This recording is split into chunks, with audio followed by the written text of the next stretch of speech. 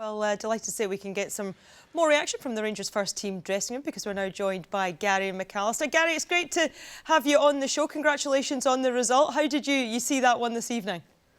Well, I thought the second half we got a wee bit more rhythm. I thought St Johnstone did come and make it difficult. You could see why they've managed to get themselves into a cup final. They're very well organised, very well drilled. They set up how we thought they would set up, but we still found it difficult to play through them. But there was good parts of the game where I thought we showed control.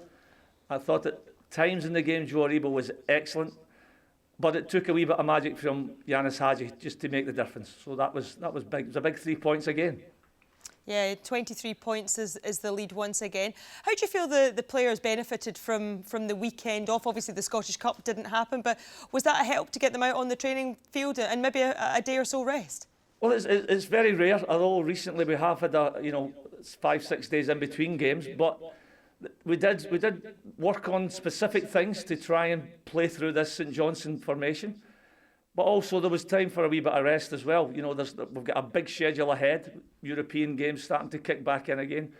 So we used it both ways. You know, it was good for the coach and the manager to get on the training field and work on a few things. But also we had a couple of days off to get rested for the big schedule coming up again. Gary, hi, it's Neil.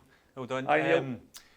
We were just listening to Yanis Hadji's interview there, and I liked it. I thought it was really good because Emma, Nick and I were speaking about how sometimes the forward players, that they're judged on their end product, and sometimes the defensive side of the game doesn't come easily.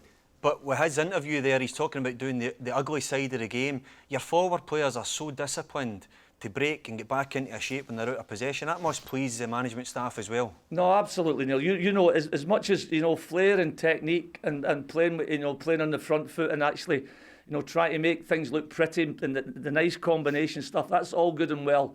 But there's obviously two sides to the game. And if you look at all elite football, all top level football, nobody gets a free ride. So out of possession, you've got 10 outfield players that have got to do their duty. You know, they've got a specific job in the team to try and keep the ball out of goal. And I think that's what we've shown right throughout this season. Our organisation, when we're out of possession, I think has been pretty good. See, we're talking about when you're plugging in and plugging out regarding the substitutions or changes you make to the starting lineup.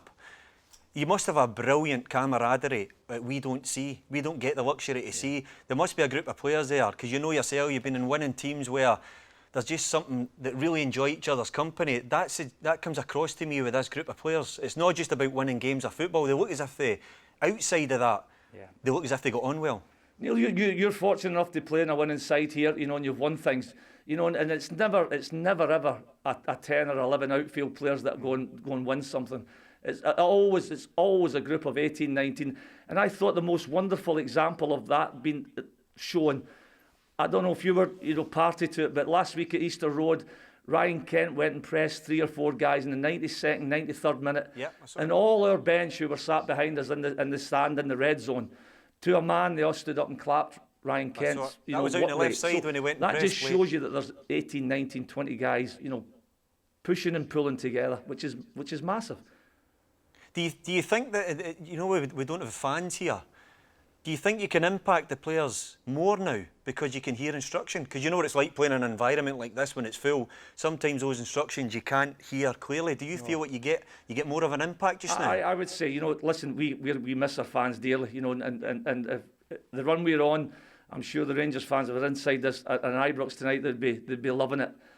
But there is advantages of the fact that there's nobody there, because as you say, it's in key moments of the game, there's crucial information does go on, and I think just watching us in the last 5-6 games, we finished the game very strong. I feel, and I think that comes for the energy for the side, from subs, coaches, manager, just trying to push the guys through to keep the 3 points. Gary, pleasure to have you on the show. Congratulations on the win, and we look forward to the match at the weekend. Thanks again. Cheers, guys. Thank you. Cheers, Gary. Thanks, Gary.